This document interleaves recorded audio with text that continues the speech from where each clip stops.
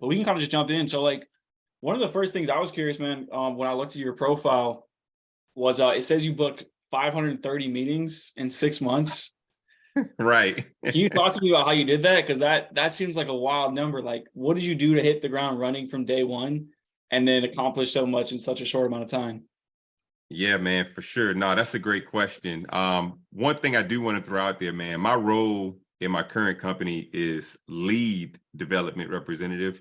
So slightly different, I think, in some cases than sales development rep. Pretty much, man, I'm on a dialer all Yeah. day, right? So I mean, the dialer is running through maybe 100, 150, maybe more calls a day. I'm talking anywhere from 30 to 60 people a day. I did have a pretty high convergence rate, but basically, I guess you can say my sauce or whatever, man, is, Yeah. bro, it's for me, man, it's just grinding, man. Just Yeah. the grind, just perfecting, constantly monitoring what's not working, right? So not just showing up to work, but like I'm constantly monitoring my tonality. I'm monitoring my script. If something isn't working for hours, man, I'll literally just back off from calling and I'll just kind of go over my tonality. I'll jump on YouTube. I'll study sales videos and then I'll just revamp my whole thing and go back at it, man. And then the other thing, just short-term memory, I mean, the way I see it, you get rejected so many times, man. Honestly, Trent Dressel is someone who's like voice rung out in the back of my head, just dial. And I would think about Trent when I would be Yeah. calling. And it's like somebody could reject the crap out of me, man. And I won't even sometimes sit there long. I'll literally just hit the button again.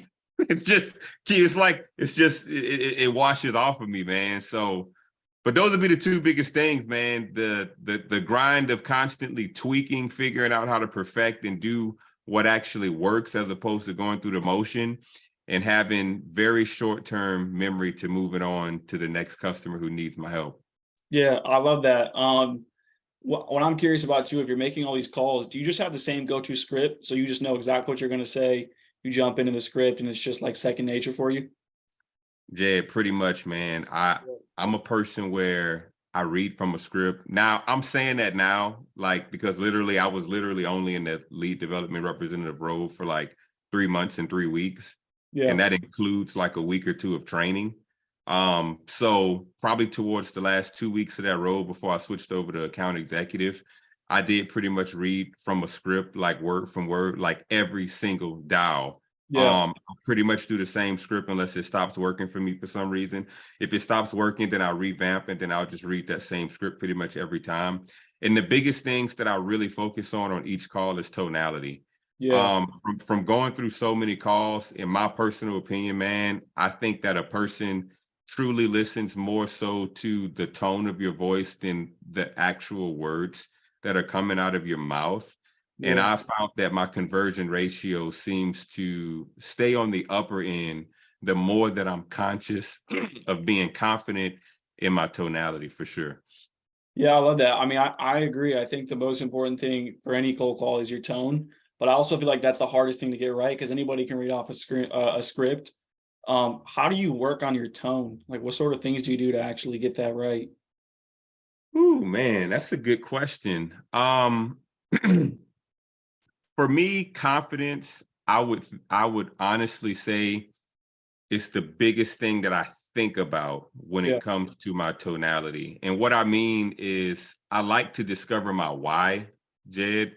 I like to be a person who, when I make a call, man, for the most part, I like to call with knowing that the integrity is in my heart, that Yeah. I'm doing a person a service, knowing that I really have their best interests. And so even with me having in mind when I'm doing a call, like if I ask you a number of questions and I realize that my product really isn't the best fit, then it's like I won't offer it to you. Like I'll just move on to the next.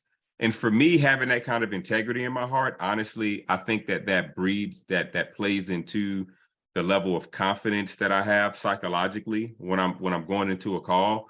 And as long as I'm confident, man, I'm chilled, like I'm comfortable to be me. So like I don't necessarily sound a certain way too much when I call, man. I sound pretty like plain. I talk pretty Yeah. slow. I talk pretty methodical. You know, it's just, hey, this is Justin calling with Intuit. You know, it's Yeah. like, how you doing today? It's like, doing fine. What's up? You know?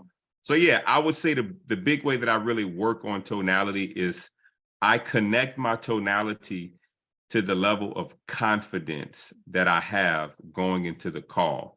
And that confidence for me, I would, if I had to narrow it down, it comes with honestly knowing my why, knowing that I have integrity in my heart, focusing on the customer's best interest as opposed to my own, and already going into the call knowing that I will actually decline booking the meeting if I don't feel that I can properly help the person.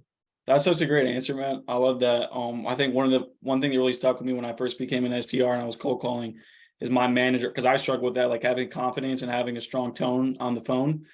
He told me, like, just imagine, like, what's something you love to talk about, right? And imagine you're having a conversation with one of your friends, just talking about that thing you love, because you don't second guess yourself. You're just talking. It just comes out much more natural. It's like your authentic self. So I love that. One of the things I'm curious about too, because you mentioned it earlier, it sounds like you on your LinkedIn profile, it looks like you got promoted in 6 months, but sounds like maybe it was 4 months. How did you get promoted so quickly? Moving into that account executive position. Yeah, man. I'm honestly, I won't say I'm shocked about it, man. I'm happy and I'm relieved.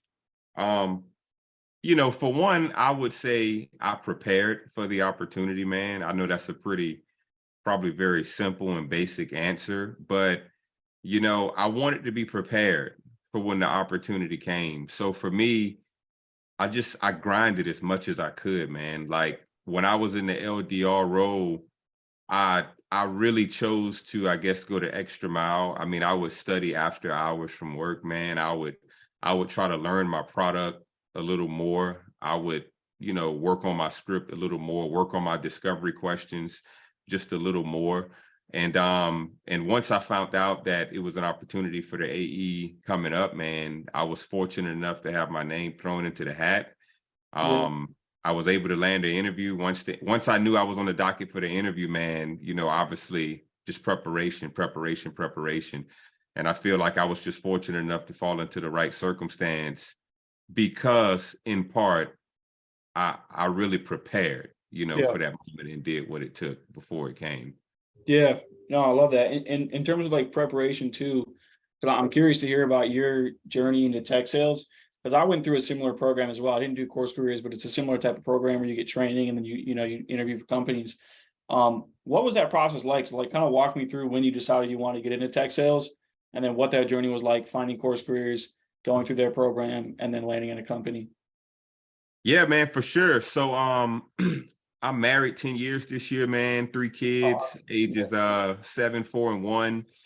My wife and I, man, really historically speaking, we used to work together in the nonprofit sector. And we really just wanted to find a career that we could have a pretty strong income and just kind of do the same thing, man. And just through contemplating and discovering different things out there. At one point, we thought about being real estate agents, and we just didn't go that route. We heard about tech sales through a friend, through a YouTube show, and from there, man, we did some research. We heard about course careers. Course careers is the tech, I guess, boot camp course, whatever curriculum we went through, man. They seemed legit. Of course, I did a lot of homework on them, obviously, just wanting to find out the legitimacy there. I realized that high reviews, the price was like incredibly low for me and my wife. And both of us, man, we entered into that. And the rest was history, man. My wife, she actually landed a job as Well, an that's awesome. SDR for a company as well, man. So ultimately, just from a practical standpoint, we wanted to have a strong income. We had financial goals. We have financial goals, becoming debt free, building a financial legacy for our kids. And we just felt like this was a great tool and a route to go. It was a career that we felt like we could admire. We felt like it was just, I felt good being called or saying that, yeah, man, you know, my dad works in tech. It just sounds cool. So, so we went for it, man. Yeah, I love that. No, it's such a great answer. And like, yeah, I mean, I feel like there's a lot of narratives around people needing to have a lot of sales experience or whatnot to get into it, or needing. I don't know if you went to college or not, but like, for example, I don't have a degree. Like, you don't necessarily like. I don't think those things are absolutely necessary to get into that role. And I think one thing I'm curious about too is like, how did Course Careers program set you up for success in your role? Because I know when I joined my first SDR role, going through a similar type of program, it helped me out a lot just with preparing for like how that kind of world works, how they work online, that sort of thing. But how did that kind of prepare you so you were more successful day one? Yeah, man, for sure. Well, for one, you know, almost like everything that you need to know about, you know, like the whole tech sales role, like Course Careers has it there.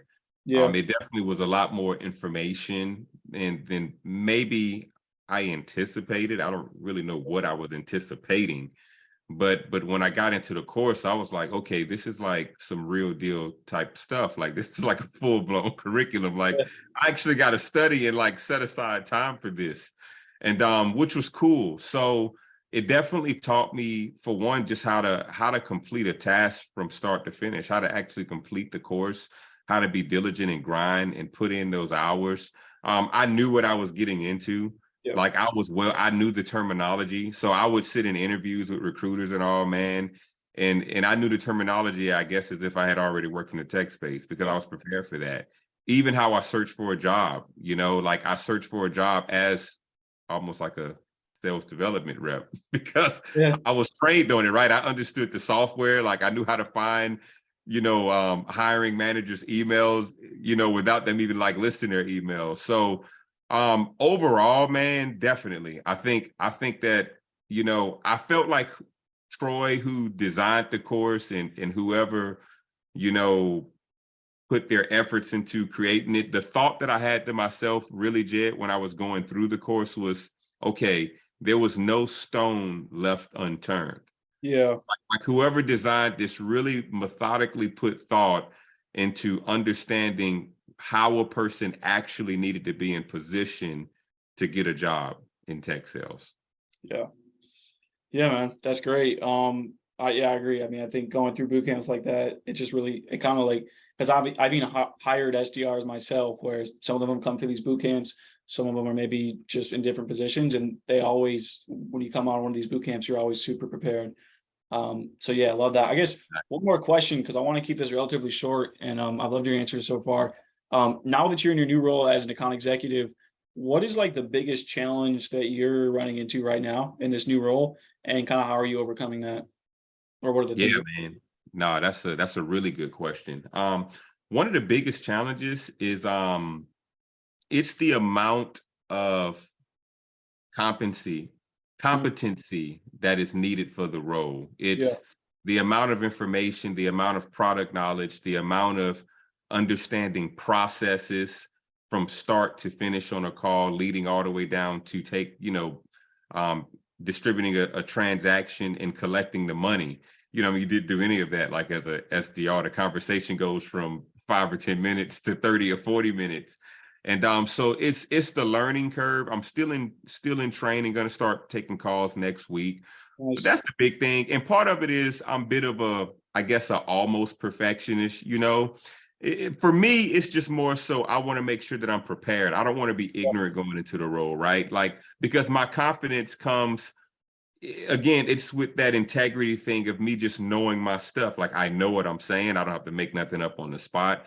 So it's just me wanting to kind of, you know, just learn it, man. It's a larger jump than what I thought it would be. But Yeah, it's cool. You know, I'm up for the challenge. Like I like it.